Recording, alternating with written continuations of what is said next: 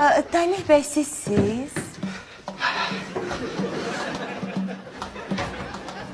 Ha benim, ne geçersiniz? Siz kimsiz, netsiniz, ne yaşarsınız? Hoşçaksınız, sözlerinize gel. Tatlım benim yavrum, hoşuma gittin sen benim. Ben dünyanın en büyük aşığı olabilirim.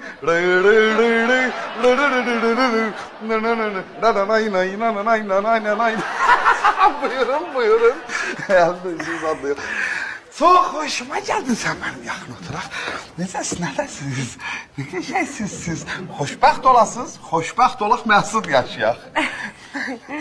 Qanım qaynadı. Tanış olabilirik mi? Melahat. Ne şey gösterin var sen. Adın nedir, adın? Melahat. Melahat adındır. Benim adım Talih. Sen